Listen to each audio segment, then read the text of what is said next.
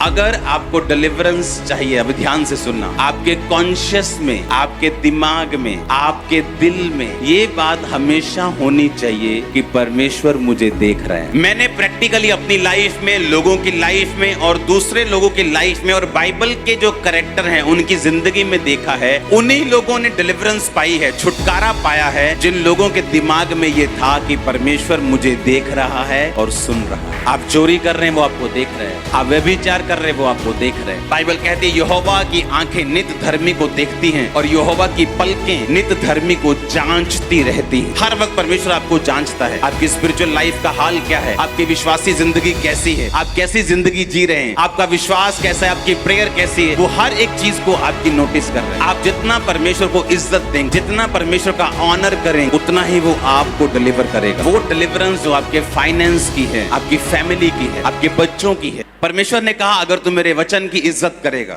मैं तुझे आजाद करूंगा। उसने जो मुझसे प्यार किया है इसलिए मैं उसको छुड़ाऊंगा, यानी डिलीवर करूंगा। उसने जो मुझसे स्नेह किया, यहोवा ने कहा मैं उसको छुड़ाऊंगा, मैं उसको ऊंचे स्थान पर रखूंगा क्योंकि उसने मेरे नाम को जान लिया है। परमेश्वर से प्रेम करना, उसका आदर करना। रूत का वचन आप सुन चुके हैं।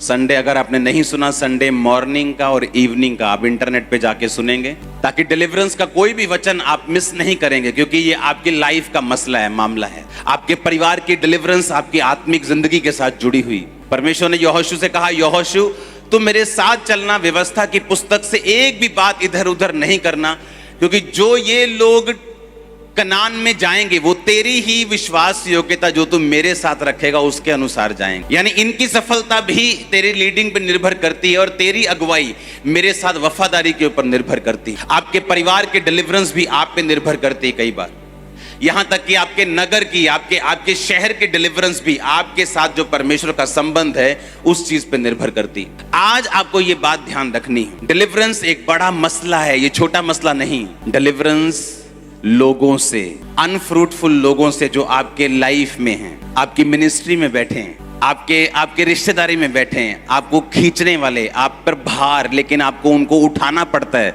आपको डिलीवरेंस चाहिए और खुदा आज आपको देगा। मुझे उसने दी है अनफ्रूटफुल लोगों से, और ये ऐसी चीज है जिन्हें आप खुद नहीं कर सकते, आप खुद उन्हें छोड़ नहीं सकते, लेकिन जब आप पर परमेश्वर का फेवर होता है वो धक्के से आपको लेके जाता है। उस समय आपको दुख लगता है, कई बार आपको स्ट्रेस फील होता है, लेकिन जब आप अपने आप को 6 महीने बाद, 3 महीने बाद देखते हैं, आप कहीं अधिक ग्रोथ में, कहीं अधिक ब्लेसिंग में। उस डिलीवरेंस की मैं बात कर रहा हूं जो लोग, मैंने लोगों को मसीह में रहते हुए 20-20 साल उसी बंधन में देखा है, क्योंकि परमेश्वर इमोशनल नहीं।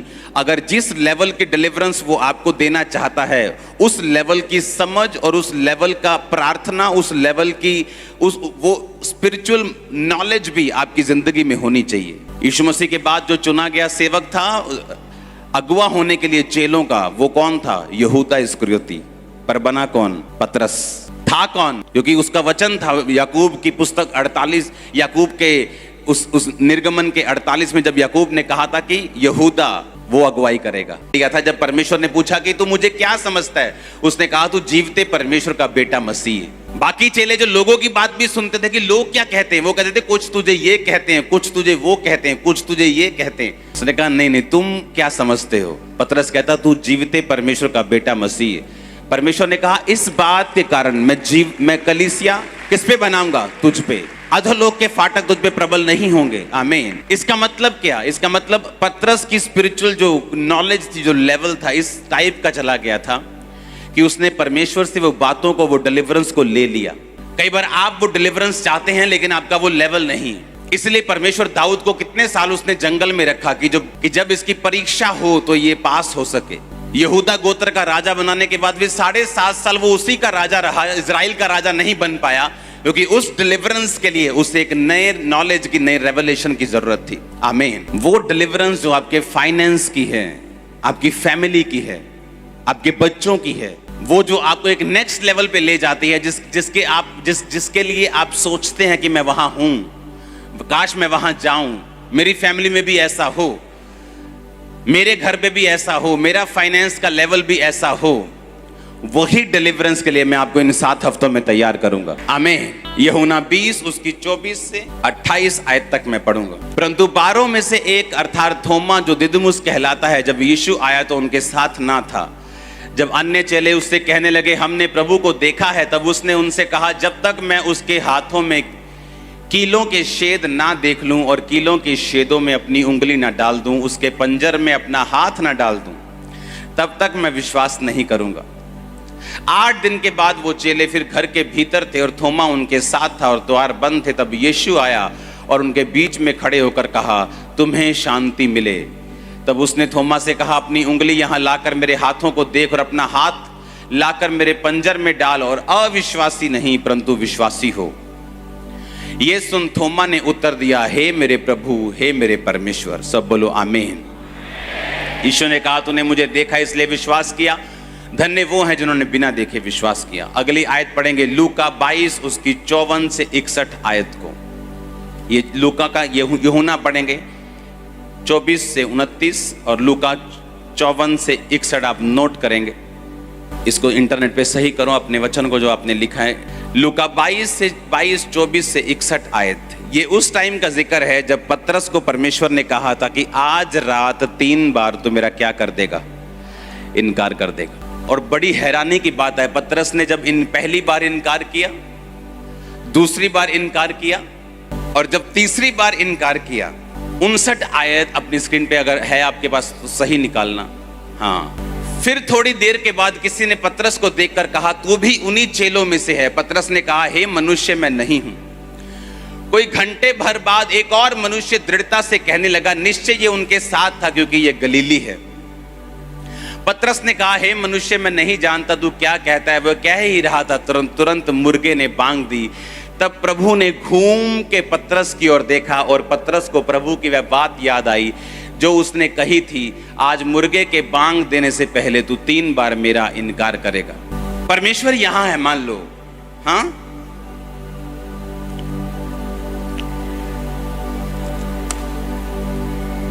और घेरा हुआ लोगों ने महायाजक के सामने शोर मच रहा है मार दो यीशु को, मार दो, इसने ऐसा किया, इसने ये परमेश्वर की तौहीन करता है, ये करता है। और सब हजारों लोग इस यीशु मसीह को पकड़े हुए हैं और शोर मच रहा है।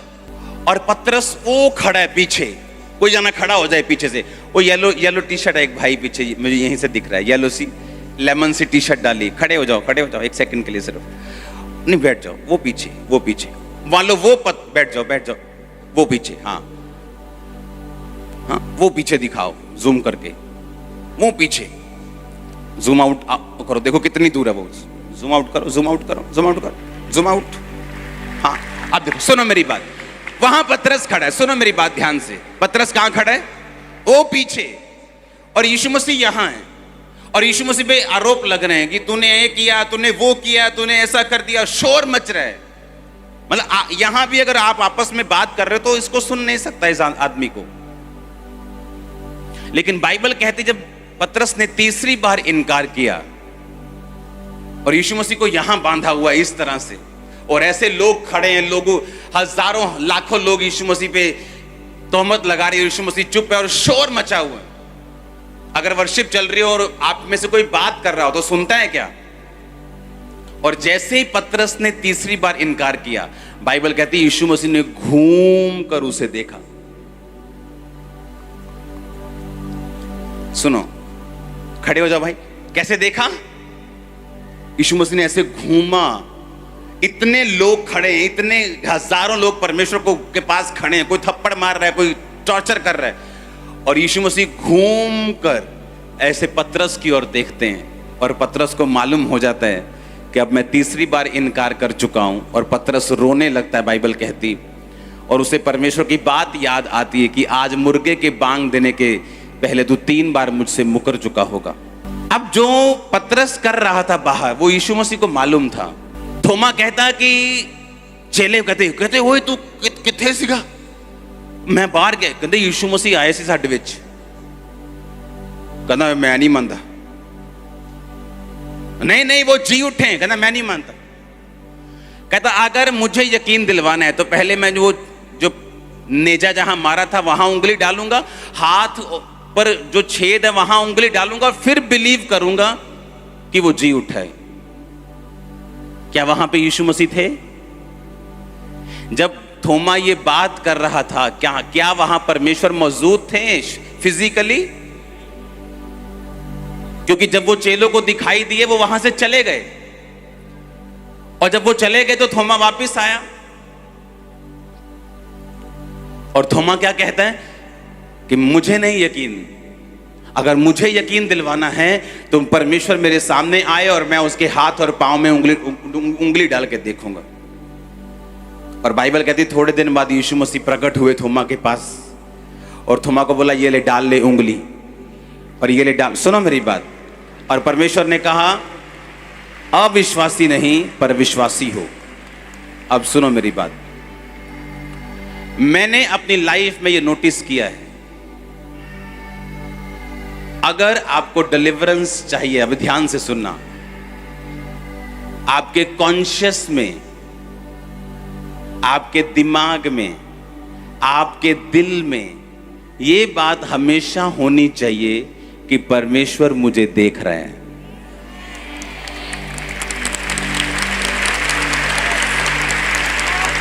वो मुझे देख रहे हैं, वो मुझे सुन रहे हैं।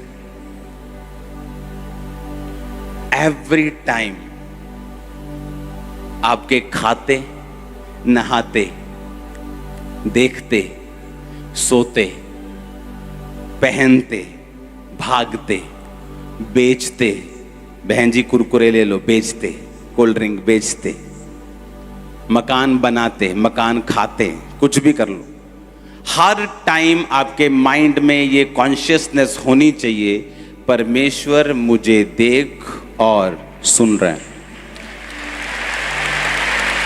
अगर आपने ये नियम बना लिया, अगर आपने एहसास बना लिया, सिस्टम, अगर आपने ये सिस्टम बना लिया, मैं आपको बता रहा हूं जितने लोगों ने बाइबल में डिलीवरेंस पाई है,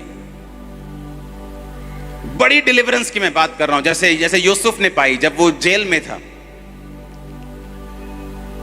और जेल में भी क्यों गया? उसने गलत काम करने से पोतीफर की पत्नी के साथ मना कर दिया, क्योंकि उसे यही दिमाग में था कि परमेश्वर मुझे देख रहे हैं।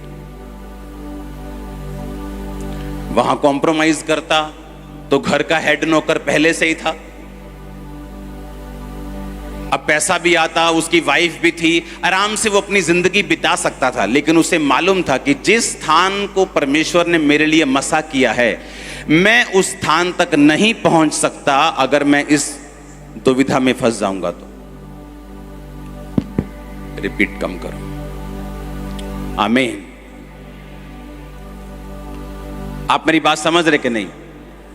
अगर उसे बड़ा छुटकारा चाहिए था तो उसे मालूम था कि परमेश्वर मुझे देख रहा है, और जो कुछ परमेश्वर से मैंने लेना है वह मैं उसे नहीं ले पाऊंगा अगर मैं परमेश्वर के वचन के खिलाफ चलूंगा तो। मैंने प्रैक्टिकली अपनी लाइफ में, लोगों की लाइफ में और दूसरे लोगों की लाइफ में, और बाइबल के जो कैरेक्टर हैं उनकी जिंदगी में देखा है, उन्हीं लोगों ने डिलीवरेंस पाई है, छुटकारा पाया है, जिन लोगों के दिमाग में यह था कि परमेश्वर मुझे देख रहा है और सुन रहा है। That's it.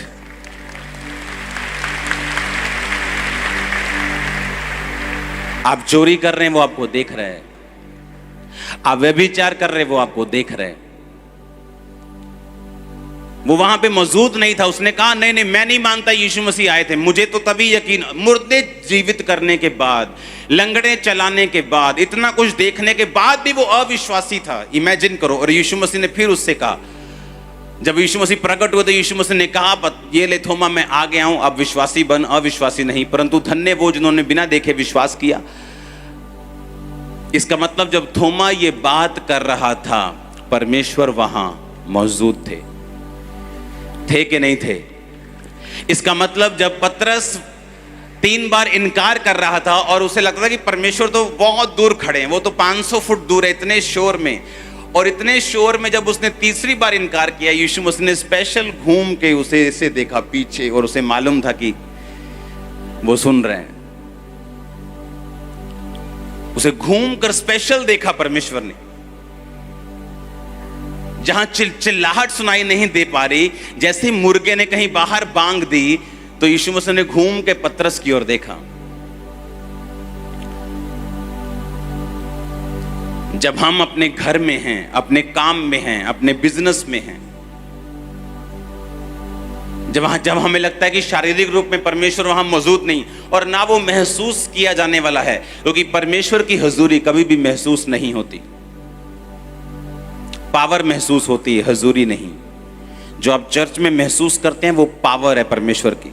हुजूरी महसूस नहीं होती, हुजूरी आपके अंदर है। आप सुबह अपनी टांगों और पैरों को महसूस नहीं करते, हाथों को, कि पहले मैं महसूस करूं, फिर मैं उठूंगा और अपने टांग में बेड के नीचे लगाऊंगा।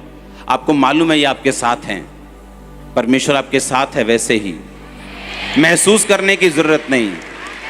आमीन। आपको ये इज्जत करनी है कि परमेश्वर मुझे सुन रहा है और देख रहा है, और मुझे परमेश्वर का आदर करना है। आमीन।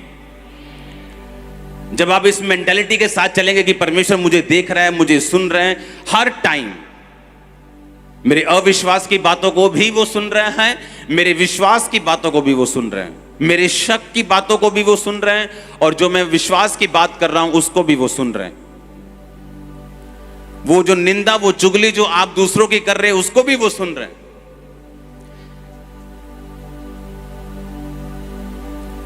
और वो आपके बोले गए शब्दों के अनुसार आपकी जिंदगी में काम करता है। ऐसे लोग जो अपने पास्टर्स की चुगलियां करते थे, जब पास्टर उन पे ले हैंड करता था तो उस ले हैंड का असर उनकी जिंदगी में नहीं होता था, क्योंकि वो परमेश्वर जिसने पास्टर के बीच से ले हैंड करना है वो आपको सुन भी रहा है और देख भी रहा है।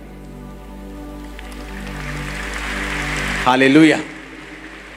और हमें ये बात मालूम होनी चाहिए कि परमेश्वर जीवित है। हमारी लाइन जो है, क्रिश्चियन जो मसीह जिंदगी है, वो जीवित है। जो मैं बोल रहा हूं वो सुन रहा है, जो मैं सोच रहा हूं वो भी वो सुन रहा है, जो मैं कर रहा हूं वो देख रहा है, चाहे वो गलत है चाहे वो सही है, लेकिन परमेश्वर को सब कुछ मालूम है। अब चर्च में आके मैं ज्यादा जोर के हालेलुया बोल के उसे धोखा नहीं दे सकता, क्योंकि जो मैं करके आया हूं, जो मैं सोच के आया हूं, जो मैं अपनी लाइफ में कर रहा हूं, उसे वो सब कुछ मालूम है। हालेलुया। आप जितना परमेश्वर को इज्जत देंगे, जितना परमेश्वर का ऑनर करेंगे, उतना ही वो आपको डिलीवर करेगा। लोग बोलते हैं कि अगर मैं क्रिश्चियन हूं, हाँ, और अगर मेरी बाइबल को किसी ने फाड़ दिया, जला दिया, किसी अन्य जाति ने, आपको मालूम आजकल जो चल रहा है सभी धर्मों के साथ, मैं आपसे एक क्वेश्चन करना चाहता हूं, क्या ये बेअदबी है, या एक वचन जो क्रिश्चियन हो के वचन को जान के भी उस वचन को फॉलो नहीं करता, क्या ये बेअदबी है? क्या बेअदबी है दोनों से? अगर मान लो मेरा विश्वास एक धर्म पे नहीं है, हाँ, उसको किसी ने कुछ कर दिया, वो बेअदबी नहीं, वो बेवकूफी है, वो मूर्खतापूर्ण किया गया काम है, वो बचपना है, वो नफरत है, बेअदबी नहीं। क्रिश्चियन होके भी मैं वो चुगलियां कर रहा हूं, वो निंदा कर रहा हूं, वो व्यभिचार कर रहा हूं, अपनी गर्लफ्रेंड को साथ लेके घूम रहा हूं, ये बेअदबी, ये रियल बेअदबी। क्योंकि बेअदबी सिर्फ अपने धर्म का आदमी कर सकता है, दूसरे धर्म का आदमी किसी दूसरे धर्म की बेअदबी नहीं कर सकता।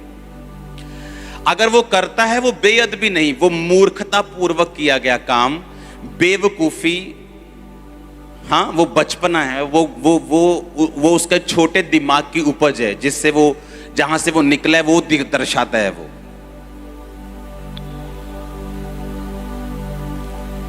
हालेलुया। बेअदबी है जब आप परमेश्वर के वचन को जानकर भी उसे फॉलो नहीं करते।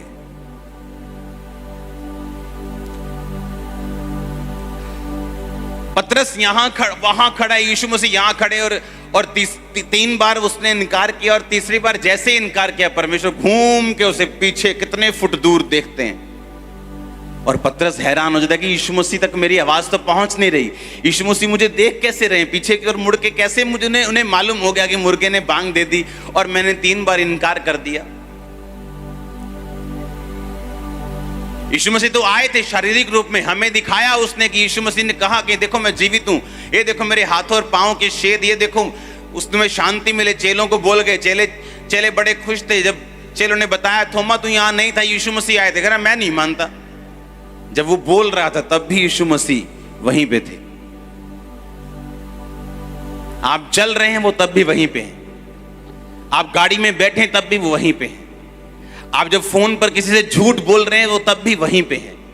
और बाइबल कहती हर एक बात जो तुम्हारे मुंह से निकलेगी, अच्छी या बुरी, तू उनका लेखा मुझे देगा।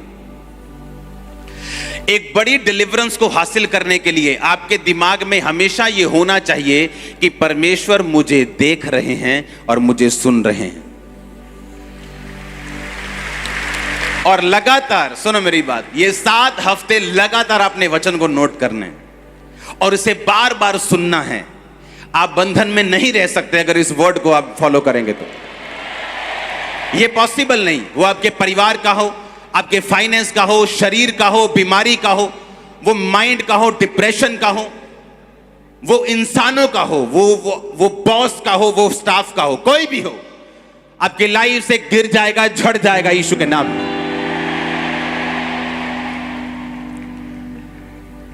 अपने पड़ोसी को बोलो परमेश्वर तुझे देख रहे हैं और तुझे सुन रहे हैं। आमीन। चाहे आप अविश्वास की बातें कर रहे हो तब भी वो आपको सुन रहे हैं, चाहे आप उसका इनकार कर रहे हो तब भी वो आपको सुन रहे हैं, और चाहे आप डैनियल की तरह प्रार्थना कर रहे हो, विश्वास में हो, तब भी वो आपको सुन रहे हैं। उसको हर एक चीज मालूम है। बाइबल कहती है यहोवा की आंखें नित धर्मी को देखती हैं और यहोवा की पलकें नित धर्मी को जांचती रहती हैं। हर वक्त परमेश्वर आपको जांचता है, आपकी स्पिरिचुअल लाइफ का हाल क्या है, आपकी विश्वासी जिंदगी कैसी है, आप कैसी जिंदगी जी रहे हैं, आपका विश्वास कैसा है, आपकी प्रेयर कैसी है, वो हर एक चीज को आपकी नोटिस कर रहे हैं। अगर बड़ा छुटकारा चाहिए तो ये दिमाग में रखना है कि परमेश्वर मुझे देख भी रहा है राइट नाउ और सुन भी रहा है। चाहे परीक्षाओं से होके गुजर रहे हैं, चाहे हम परीक्षा से निकलकर आशीष पा बैठे हैं, हम ऊंचाई पे चले गए हैं, चाहे वो जा रहे हैं, चाहे जाने वाले हैं, हर कंडीशन में परमेश्वर आपको देख भी रहा है और सुन भी रहा है। आपका अंगीकार क्या है, आप लोगों से आप बात कैसे करते हैं और पीठ पीछे आप कैसे हैं, वो आपको देख भी रहा है और सुन भी रहा है। जो लोग इस कॉन्शियसनेस में चलते हैं कि नहीं परमेश्वर मुझे देख रहा है, तो गलत काम करने के टाइम अगर आपको ये नॉलेज होगी कि परमेश्वर मुझे देख भी रहा है और सुन भी रहा है, आप बच जाएंगे। क्योंकि उस समय पोतीफर की पत्नी के अलावा और वहां कोई मौजूद नहीं था, उसका बॉस वहां पे नहीं था, लेकिन उसे मालूम था कि बॉस वहां हो ना हो लेकिन परमेश्वर वहां मौजूद है। उसे यह भी मालूम था कि मेरी की गई प्रार्थना का उत्तर शायद मुझे नहीं मिल रहा, जो दर्शन परमेश्वर ने मुझे दिखाए थे वो भी पूरे नहीं हो रहे। मैं कहां राजा हूं, मैं तो एक घर में नौकर हूं, एक हेड नौकर हूं। वो परमेश्वर का विजन शायद एक आत्मिक इल्यूजन था मेरी लाइफ में। हम जब धर्म में जाते तो इल्यूजन हो जाते, ऐसा होगा, वो शायद ऐसी चीज थी। लेकिन उसे मालूम था, फिर भी वो परमेश्वर के साथ इस कॉन्शियसनेस में रहा कि अगर मैं गलत काम कर रहा हूं तो परमेश्वर मुझे देख रहे हैं, मुझे सुन रहे हैं और मुझे इसका बदला मिलेगा। हालेलुया। इसीलिए चाहे मैं छोटी सी छोटी कन्वर्सेशन कर रहा हूं फोन पर, मैसेज पर, मैंने कभी झूठ नहीं बोला। मुझे पता है परमेश्वर मुझे देख रहे हैं और मुझे सुन रहे हैं। अगर मैं जा रहा हूं, अगर मैं जिस जगह पे हूं, मैं वही बताता हूं, मैं यहां पहुंचा हूं, नहीं 10 मिनट नहीं लगेंगे, 15 मिनट लगेंगे, क्योंकि मैं यहां पे हूं। और लोग सरसरी झूठ बोलते हैं, हाँ जी कितने, मैं आ गया जी 5 मिनट, और अभी घर पे टाई लगा रहे हैं। उन्हें आदत है छोटी छोटी बातों में, उन्हें लगता है कि ये जिंदगी जीने का तरीका है, हर बात में गाली निकालना, उन्हें लगता है ये कूल चीज है।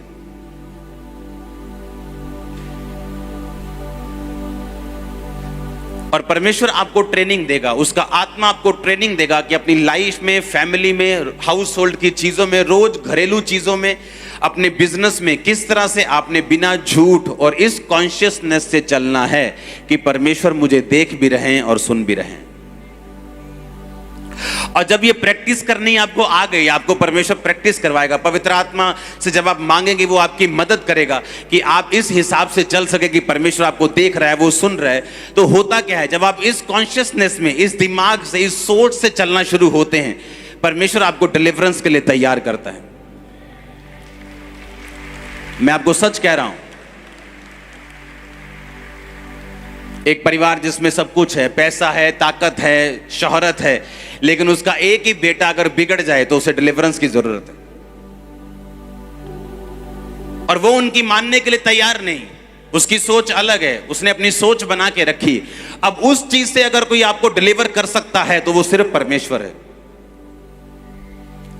आपकी लाइफ में ऐसे मसले जरूर आएंगे, हर एक बंदे की लाइफ में, जहां उसको कोई मेडिकल साइंस, कोई इंसान, कोई मां, कोई बाप, कोई भाई, कोई अमीर, गरीब, कोई पॉलिटिशियन, कोई बंदा उसे डिलीवर नहीं कर सकता जब तक परमेश्वर उसकी जिंदगी में ना हो तो। हालेलुया। इसलिए हम दुनियावी तौर पे बड़े सक्सेसफुल लोगों को देखते हैं, लेकिन जब हम उनकी जिंदगी में झांकते हैं, उनकी जिंदगी में बहुत सारे ऐसे फेलियर्स हैं, बहुत सारे ऐसी प्रॉब्लम्स हैं जिनका वो हल खुद नहीं कर पाए।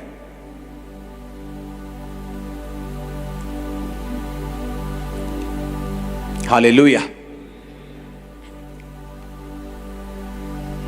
और बहुत सारे फेलियर्स जो उनकी लाइफ में है, उनके पर्सनल लाइफ में, उनकी फैमिली में है, वो कुछ नहीं कर पाए उस चीज के लिए। उन्हें लगता है कि ये लाइफ का हिस्सा है, ऐसा आजकल चलता है, दुनिया है, ये जिंदगी है, ये जिंदगी एक संघर्ष है, उन्हें ऐसा लगता है, पर ऐसा है नहीं। इसलिए परमेश्वर की हमको जरूरत है। जिनके पास पैसा है उनको भी, और जिनके पास नहीं है उनको भी, क्योंकि जिन चीजों से परमेश्वर आपको छुटकारा देगा, उन्हें उन चीजों से कोई दुनिया की ताकत आपको छुटकारा नहीं दे सकती। Hallelujah, hallelujah. उसने आपको चुना है बड़े काम करने के लिए, और वो ही आपको डिलीवर करना चाहता है। लेकिन उस डिलीवरेंस के लिए वो आपको तैयार करना चाहता है, कि जिस तैयारी से वो आपको तैयार करेगा ताकि आपकी जिंदगी में वो कार्य कर सके। कोई शक नहीं, परमेश्वर चाहता है दाऊद जैसे लोगों को वो राजा की कुर्सी पे बैठे, लेकिन उसके लिए जो तैयारी होनी थी वो 37.5 साल उसकी तैयारी चली, और 37.5 साल की उम्र में बाइबल कहती है वो पूरे इजराइल का राजा बना।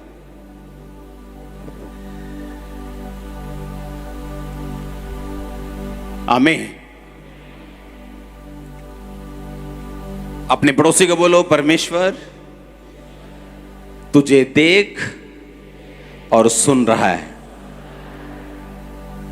आंखों को बंद करके इमेजिन करो, जो आपने आज बोला, जो आज आपने किया, जो आज आप सोच रहे थे, जो आज आप मांग रहे थे, हर एक चीज परमेश्वर के द्वारा वो नोटिस की गई, और वो आपसे प्यार करता है, वो आपको छुड़ाना चाहता है। आमीन। उसने कहा तुम जगत की क्या हो, ज्योति हो।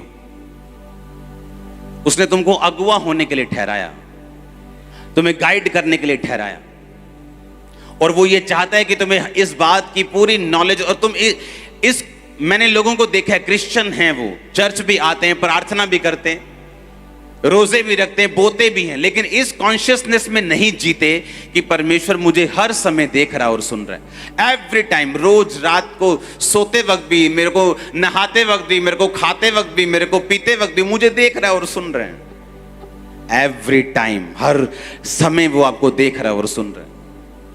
आपके शब्द, आपकी चीजें वो आपको देख रहा है और आपको सुन रहे हैं। उसी हिसाब से वो आपको तैयार करेगा, उसी हिसाब से वो आपको बदला देगा कि वो आपको हर टाइम उसने देखा भी और सुना भी। उसने कहा तुम मेरी पलकें नित तुमको जांचती और मेरी आंखें नित तुमको देखती हैं। अगर आप अपनी स्पिरिचुअल लाइफ के बारे में सीरियस है तो परमेश्वर भी सीरियस है, क्योंकि उसने आपको छुटकारा देने के लिए और उसके बाद आपको लोगों को छुटकारा देने के लिए इस्तेमाल करना है। और ये परमेश्वर का मिशन है, मालूम है आपको? ये परमेश्वर का डिवाइन मिशन है, ये उसका मिशन है। क्यों वो आपको छुटकारा देना चाहते हैं? क्यों वो चाहता है कि आप इस कॉन्शियसनेस में जिएं? क्योंकि परमेश्वर का मकसद है आपको स्वर्ग में लेके जाना, रूहों को बचाना। एक लेबर को बचा सकता है, एक मिस्त्री से रोज मिलता है, एक जॉब करने वाला अपने स्टाफ से, बॉस से रोज मिलता है, एक बिजनेसमैन रोज अपने बिजनेस में जाता है। हाँ, एक डॉक्टर अगर क्रिश्चियन है तो रोज वो डॉक्टर से, नर्स से मिलते हैं। क्यों परमेश्वर ने उनको बचाया? ताकि वो अपने जैसे लोगों को बचा सकें। जब राजू श्रीवास्तव बीमार थे, मालूम है, कॉमेडियन, तो जॉनी लीवर से मेरी बात होती थी, तो एक दिन वो गए वहां पे हॉस्पिटल में और उस पर ले हैंड करके आए। जिस दिन ले हैंड हुआ उस दिन के बाद उसके जो प्रॉब्लम थी वो सॉल्व हो गई।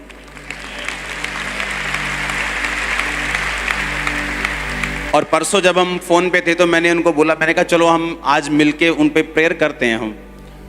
तो उन्होंने उसके राजू के कान पे फोन लगाया, उनकी वाइफ को फोन दिया, तो मैं और जॉनी लीवर प्रेयर कर रहे थे उस पर लगातार। और मैंने अपने बंदे को भेजा, मैंने कहा जाओ ऑयल और रुमाल दे के आओ। और 2 दिन, एक दिन अगले दिन होश आ गया उनको। अब जो बंदा इंटरटेनमेंट इंडस्ट्री में है वो ही उनको बचा सकता है। एक हीरो से बात कर सकते हैं, और यही परमेश्वर का मकसद है। अगर वो आपको छुड़ाना चाहता है तो इसका मकसद है वो आपको इसलिए ब्लेस कर रहा है कि वो दूसरों को आपके जरिए छुड़ा सके। और जब आप ये सोच में चलते कि परमेश्वर मुझे देख रहा है और सुन रहा है, और आप परमेश्वर के साथ चलना शुरू करते हैं, आप तो होते हैं ब्लेस, आपको तो छुटकारा मिलता है, लेकिन आप एक वेपन बन जाते हैं, एक जरिया बन जाते हैं परमेश्वर का दूसरे लोगों को छुड़ाने के लिए। आप समझ रहे कि नहीं? आपको यह बात बड़े ध्यान से समझनी है कि परमेश्वर जब थोमा से मिला तो उसने कहा, जो कुछ तूने कहा था मैंने वो सब सुना था। मैं शारीरिक रूप में मौजूद नहीं था उस समय तेरे पास, तो इसका मतलब ये नहीं कि मैं सुन नहीं रहा था। हम चर्च में हैं तो परमेश्वर सुन रहे हैं, लेकिन जब हम अपनी रसोई में हैं वो तब भी आपको सुन रहे हैं। हम बर्तन मांज रहे तभी वो सुन रहे हैं। आप जब परमेश्वर में आगे बढ़ेंगी ना, आप बर्तन मांजते मांजते भी प्रेयर कर सकती हैं। पता है आपको क्या?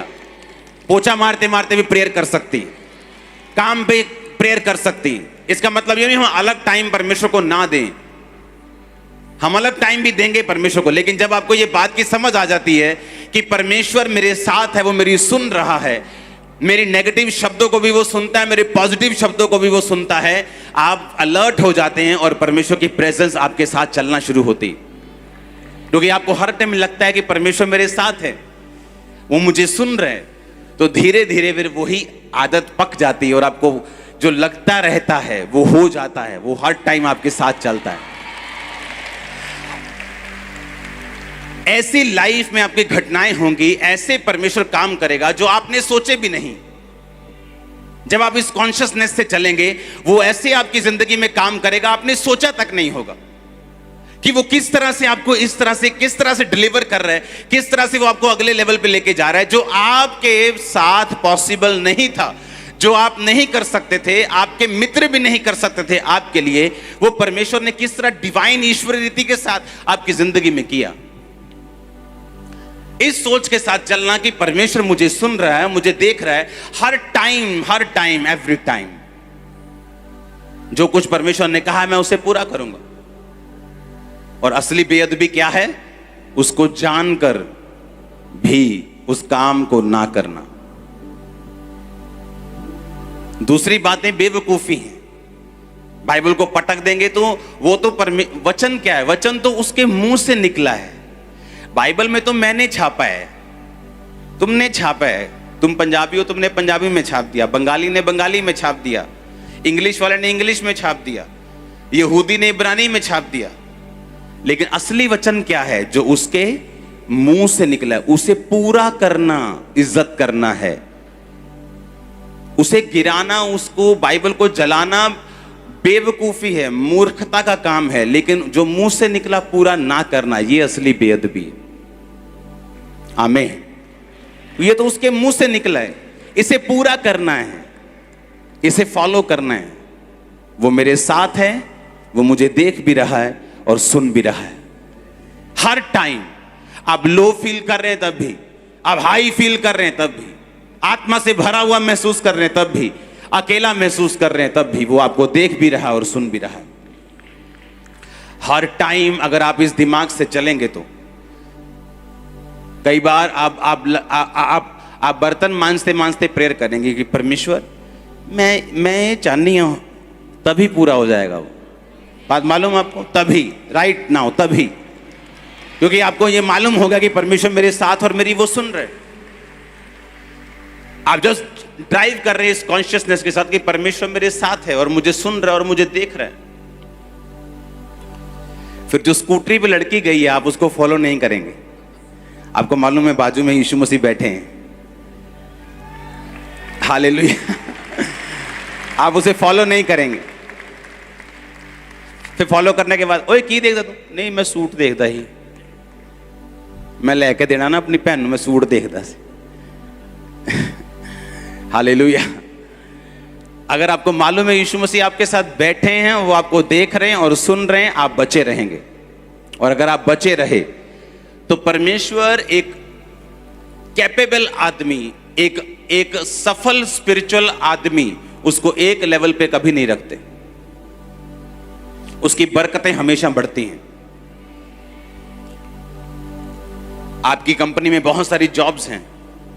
आपने एक जॉब के लिए आदमी, आपको 10वीं वाला चाहिए, आपने भर्ती कर लिया, उसने 10वीं की, पर वो आदमी अपने आप को इंप्रूव करता गया, 12वीं बीए कर ली, आगे पढ़ गया, पीएचडी कर ली। अब आपको पीएचडी वाला भी चाहिए और आप उसी व्यक्ति को फिर ऊपर कर देंगे क्योंकि आपको वो बंदा चाहिए, 10वीं वाले और आ जाएंगे। हाँ या ना? आप उसे 10वीं वाली जॉब में नहीं रखेंगे क्योंकि उसने अपने आप को इंप्रूव किया है। आत्मा में भी जो अपने आप को लगातार बढ़ाते रहते हैं, परमेश्वर उनके लेवल को बढ़ाता रहता है। आप एक जगह नहीं रह पाएंगे, या आपका वही स्पिरिचुअल लेवल, आप वहीं खड़े हैं उसी बरकत में, ऐसा नहीं होगा। आपकी बरकतें बढ़ती जाएंगी, आपकी ब्लेसिंग्स बढ़ती जाएंगी। आपको जस्ट अपने आप को आत्मा में बढ़ाना है। आमीन। यहां से जाएंगे तो क्या सोच के जाना है? परमेश्वर मुझे देख भी रहा है और सुन भी रहा है। झूठ बोलते वक्त, घर में काम करते वक्त, अपनी दरानी और जठानी से नफरत करते वक्त सोच लेना कि परमेश्वर आपको देख भी रहा है और सुन भी रहा है। और उसने कहा, मैं तेरे देखे, तेरे सुनने, तेरे बोलने के अनुसार जो तू अपने मुंह से निकालेगा, चाहे वो बातें अच्छी हो चाहे बुरी, हर एक बात का तुझे लेखा दूंगा। तो आपको बनाने का काम परमेश्वर का नहीं, आपको बनाने का काम सिर्फ आप ही का है। जो कुछ परमेश्वर ने कहा है उसे फॉलो करो, आप सेम नहीं रहेंगे। आप इस वचन के अनुसार चलेंगे कि परमेश्वर मुझे देख रहा है, वो मुझे सुन रहे हैं। हर टाइम आप इस कॉन्शियसनेस से, इस विवेक से, इस सोच से चलेंगे अपने पास कि परमेश्वर मुझे देख भी रहा है और सुन भी रहा है। हीलिंग आसान हो जाएगी, डिलीवरेंस आसान हो जाएगी। वो आपसे बात करेगा, आपकी अगुवाई करेगा, आपके काम में, आपकी पढ़ाई में, आपकी सेवकाई में, आपके बिजनेस में वो आपसे बात करेगा रोज। वो आपको बुद्धि देगा, वो आपको बुद्धि देगा। मैं आपको बता रहा हूं। आमीन। बहुत कम लोग हैं जो स्पिरिचुअली बुद्धिमान होते हैं। उनको मालूम होता है कौन सा काम किस टाइम पे, किस तरीके से, किस रीति से कब करना है। बहुत कम लोग होते हैं। और जितने लोग ऐसे बुद्धिमान होते हैं, उनकी लाइफ की एक ये निशानी होती है कि वो अपनी लाइफ में इस समझ के साथ चलते हैं कि परमेश्वर मुझे देख रहा है और सुन रहा है हर टाइम। आमीन। और जिनको ये विवेक नहीं होता कि हर टाइम परमेश्वर मुझे देख रहा है, सुन रहा है, वो अजीब अजीब सी बीच बीच में गलतियां भी करते हैं। और जब बुद्धि की बात आती, उनमें वो बुद्धि नहीं होती जो परमेश्वर चाहता है। और जो वो चाहते हैं कि ऐसी बुद्धि मुझ में भी काम करे, फिर उनमें वो नहीं होती कि ऐसा पवित्र आत्मा का मसा, ऐसा कंट्रोल मुझे भी चाहिए, लेकिन वो कर नहीं पाते। क्योंकि उससे पहले की तैयारी है जो आपको करनी है। आज खुदावन आपको अभिषेक करे, आपके लोगों को, आपकी चर्चेस को, आपके घरानों को अभिषेक करे। आपकी जिंदगियां आज से सेम ना रहे यीशु मसीह के नाम में। हर वो चीज जो मुर्दा है वो जी उठे यीशु के नाम में। हर एक पाप जो आपको पीछे खींचता है निकल जाए यीशु मसीह के नाम में। आपकी लाइफ आज ब्लेस्ड हो। आपका आमीन जितना ऊंचा और लंबा, आपकी ब्लेसिंग उतनी ऊंची और लंबी है। Hallelujah, hallelujah.